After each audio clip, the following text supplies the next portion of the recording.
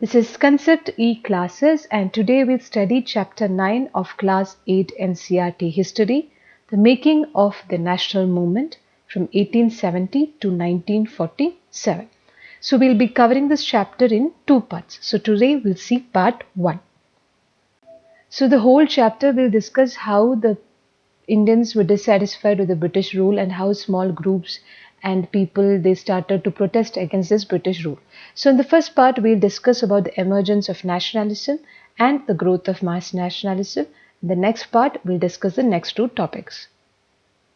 So in the previous chapters we have seen how the Britishers conquered our territories and have taken over our kingdoms, how they introduced new laws and administrative institutions, how they changed the lives of peasants and tribals, then the educational changes in 19th century, then how they changed the condition of women, and many Indian reformers, they even abolished certain old traditions like sati with the help of Britishers, then the challenges to caste system, many social and religious reforms, the revolt of 1857 and its aftermath, the decline of crafts and the growth of industry. So these all were the changes that the Britishers brought.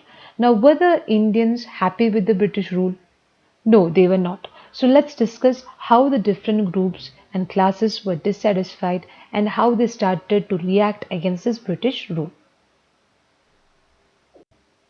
So the first topic is emergence of nationalism. So in the previous slide we saw the different developments, and this led the people to ask a very important question: what is this country of India and for whom it is meant? So the people understood that India was a country for the people of India, all the people irrespective of their class, the color, caste, creed, language or gender, and the country's resources and systems were meant for all of them.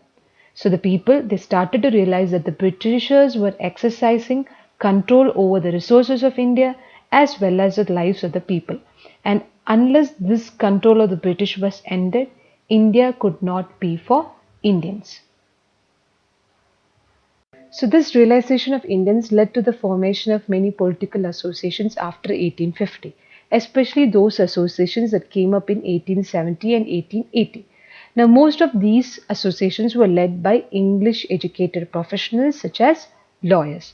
Now, some of the important associations were the Purna Sarvajanik Sabha. Now, the term Sarvajanik means of or for all the people. Sarva meaning all and Jainik meaning of all the people. Then we have the Indian Association, the Madras Mahajan Sabha, the Bombay Presidency Association and the Indian National Congress. Now these associations, they functioned in different parts of the country, but the goals were same as the goals of all the people of India. They worked with the idea that the people should be sovereign, or in simple words, they believed that Indian people should be capable of taking their decisions regarding their affairs. There should be no outside interference. That is, there should be self-governance. So the dissatisfaction with the British rule intensified in 1870 and 1880. So let's see some of the topics which intensified this dissatisfaction. The first one was the Arms Act, which was passed in 1878. This act disallowed the Indians from possessing arms. That is, they couldn't use weapons or arms according to this act. Secondly, in the same year, the Vernacular Press Act was also enacted in effort to silence those who were critical of the government. So according to this Vernacular Press Act, if any papers or newspapers published anything against the British government, the government had the right to take over the assets of newspapers, including their printing presses. So this also enraged the Indians. In 1883, there was an uproar over the attempt by the government to introduce the Ilbert Bill. So this Ilbert Bill actually provided the trial of British or European persons by the Indians. So it mainly meant equality between the British and the Indian judges in the country. But when this bill was introduced, the whites or the Britishers opposed this and they forced the government to withdraw this bill.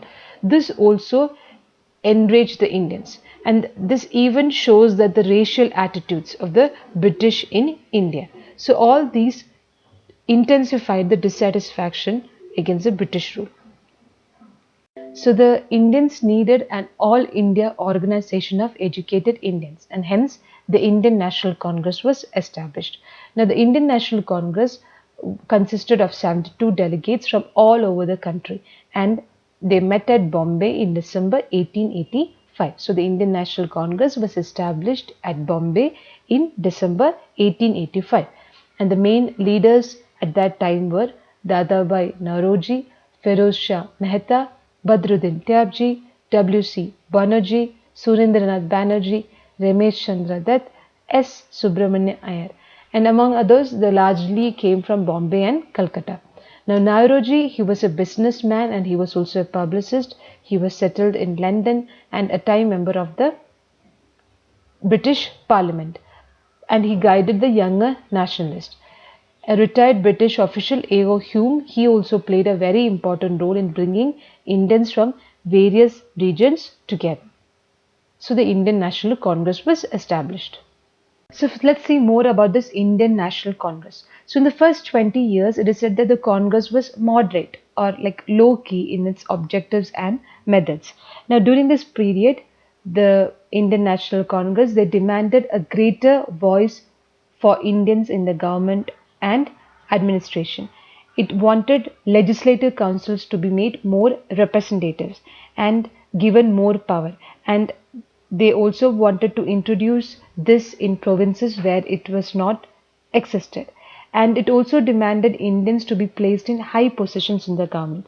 For example, they wanted the civil service examinations to be held in India as well, not just in London. So the Indian National Congress also demanded for the Indianization of administration. What do you mean by Indianization? It refers to the spread of Indian religion, our culture and all. So the Indian Congress, they wanted to introduce our cultures in the administration as well. So we had to fight against racism, because at that time most of the important jobs, see, these all are civil servants and they only had white people, and the Britishers generally they assumed that the Indians could not be given positions of responsibility. So the Indian National Congress, they wanted to fight against this racism.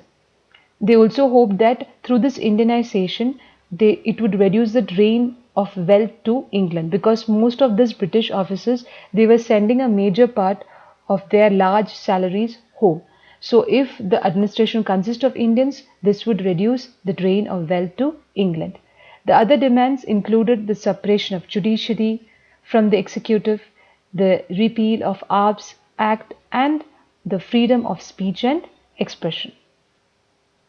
Now, other than these demands, the early Congress also raised a number of economic issues. What were these issues? It declared that the British rule had led to the poverty and famine in our country. The Britishers have increased the land tax, which made the peasants and zamindars poor. The export of grain, it also created a shortage of food supplies.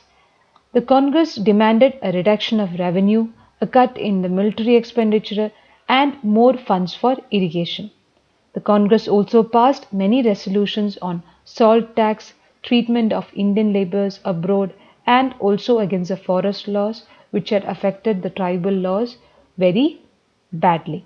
So all this shows that the Congress, being a body of educated elite, the Congress did not talk only on the behalf of professional groups, but also for the poor people, for the zamindar and the industrialist. Then what did the early Congress do? The moderate leaders, they wanted to create a public awareness about the unjust nature of the British rule. Hence, they published newspapers, they wrote articles against this. They even criticized the British rule in their speeches and sent representatives to different parts of the country in order to mobilize the public union. They felt that the Britishers would respect the ideals of freedom, and therefore they had to express these demands and make the government aware of the feelings of Indians. But not all Indians were satisfied with the methods of Indian Congress. By 1890, many Indians started to criticize the political style of Congress. In Bengal, Maharashtra and Punjab, many leaders like Bipin Chandra Pal, Bal Gangadhar Tilak, Lala Lajpat Rai, they were beginning to explore more radical or revolutionary objectives and method. They criticized the moderates for their politics of prayers. They argued that the people must rely on their own strength and they must fight for their own country. Tilak even raised the slogan, "Freedom is my birthright and I shall have it." Now, other than this, in 1905, Viceroy Curzon, he partitioned Bengal. At that time, Bengal was the biggest province of British India, and it included Bihar and parts of Orissa. The British argued that they divided Bengal for administrative convenience. If that was the reason, they should have removed the non-Bengali areas from the province. But the government, they separated East Bengal and merged it with Assam. The main motive of the Britishers was to reduce the influence of Bengali politicians and split the Bengali people. So this also enraged the Indians. So the partition of Bengal, it enraged people all over India. All the sections of Congress, the moderates, radicals, they opposed it. Hence, large public meetings and demonstrations were organized and novel methods of mass protest developed. What do you mean by mass protest? The people started protesting in large numbers. And this struggle came to be known as the Swadeshi movement. And it was strongest in Bengal. And it also reflected in many other areas like the Deltaic Andhra, and that movement came to be known as Vande Mataram movement. So the Swadeshi movement, which started in 1906, not only opposed the British rule but also encouraged the ideas of self-help, Swadeshi enterprises, national education and the use of Indian languages. So this movement contributed a lot to the development of Indian nationalism, and it was one of the most successful movements against the Britishers. To fight for Swaraj, the radicals began to suggest a boycott of British institutions and revolutionary violence. What is revolutionary violence? It is the use of violence to make a radical change within the society to overthrow this British rule. The opening decades of this 20th century, a group of Muslim landlords and Nawabs, they formed the All India Muslim League at Dhaka in 1906. Now this league, it supported the partition of Bengal. It desired separate electorates for Muslim as well, and this demand was accepted by the government in 1909, and some seats in the council were now reserved for Muslims who would be elected by the Muslim voters.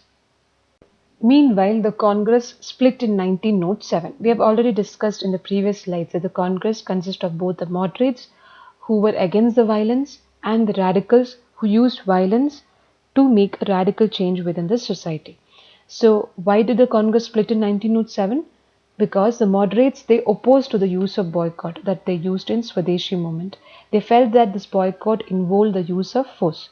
So after the split, the Congress came to be dominated by the moderates with Tilak's followers functioning from outside. The two groups then reunited in December 1950. Next year, that is in 1960, the Congress and the Muslim League, they signed the historic Lucknow Pact. It is also called as the Tilak and Jinnah's Pact, and they decided to work together for the representative government in the country. So the people, they struggled more and more, gradually becoming a mass movement. So the next topic is the growth of mass nationalism. So after 1990, the struggle against the British rule gradually became a mass movement that involved peasants, tribals, students, a large number of women and factory workers as well. Certain business groups too began to actively support the Congress in 1920. And at that time, the First World War started and it changed the economic and political situation in India. How? It led to a huge rise in the defense expenditure of the government of India. Hence, the government increased the taxes of individual incomes and business profits. It also increased the military expenditure, and the demands for war supplies led to the increase in price, creating a difficulty for the common people. Even though it was difficult for the common people, for the business group, they had a very good profit from the war. We have seen in the last chapter how the war created a demand for industrial goods, and this caused a decline of imports from the other countries into India as well. So the Indian industries, they expanded during the war, and the Indian business group, they began to demand great opportunities for development. The war, it also led the Britishers to expand their army. So what did the Britishers do? They pressurized the villagers to supply more and more soldiers, and a large number of soldiers were sent to serve abroad. And many soldiers that returned from the war, they started to understand that these Britishers were exploiting the people of Asia as well as Africa. And this led to the development of desire to oppose British rule in India. Furthermore, in 1970 there was a revolution in Russia. This inspired the Indian nationalists, and the idea of socialism, it circulated widely. So it was under these circumstances that Mahatma Gandhi emerged as a mass leader. In 1950, Gandhiji, aged 46, arrived in India from South Africa. He was already a respected leader internationally, as he had led Indians of South Africa in non-violent marches against racist restrictions.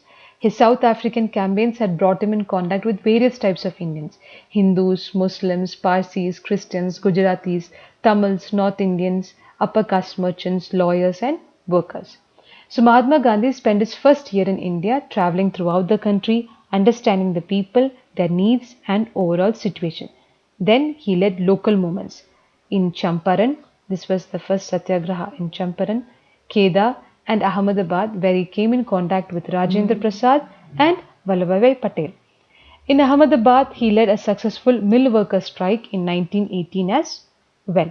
So we'll study more about the different other movements which were organized between 1990 and 1929, and later about Quit India movement, Dandi March in the next part.